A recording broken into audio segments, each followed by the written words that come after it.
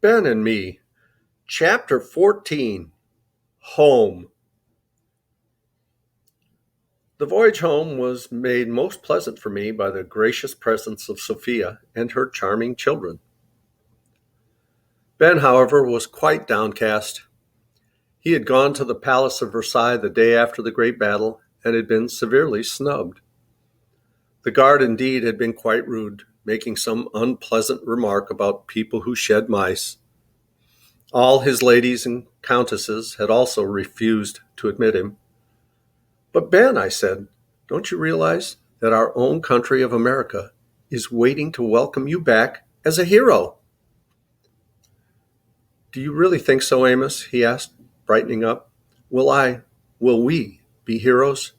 Of course we will, I said. Haven't we raised the money for the whole War of Independence? Why, General Washington himself will probably be at the dock to meet us. There'll be bands and parades. Maybe you're right, Amos, he said, all cheered up again. Do you think there'll be fireworks? Our reception was everything that even Ben could have hoped for. There were salutes of cannons and firearms, there were delegations from Congress, and a message from General Washington.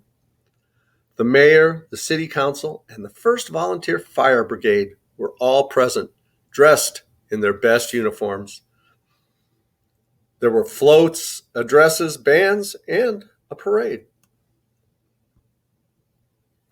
Ben, of course, occupied the first carriage, beaming with pride. As usual, he wore the old fur cap, now so ancient and threadbare that there were plenty of peepholes for Sophia and me and all 7 children. They naturally were in a state of greatest excitement, what with the bands, the crowds, and their first sight of the new world.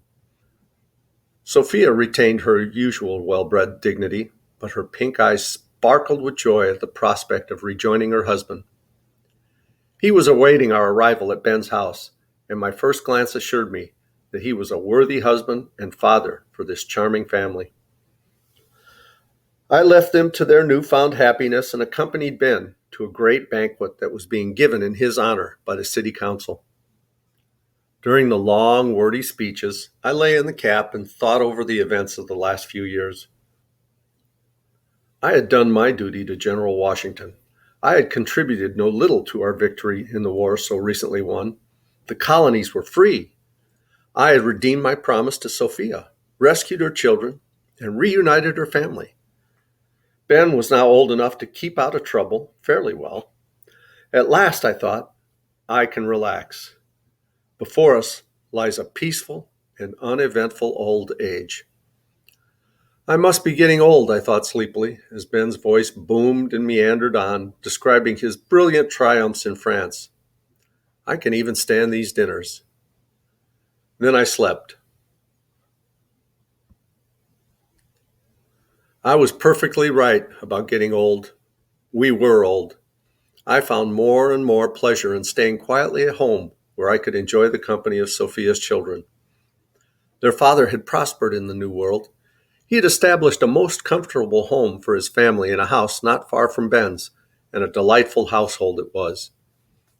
Many of the court customs that they had brought from France, especially their fondness for dancing all night, were considered somewhat frivolous by the more staid Philadelphia mice. But their gaiety and lively ways made them most popular among the younger set. The older people, in turn, soon succumbed to the wit and charm of Sophia and her husband. Before long, their home became one of the most brilliant in the city. My own brothers and sisters had also progressed in the world. Most of the older ones had married and were raising families of their own. Several of them lived in our immediate neighborhood, successful, solid tradesmen.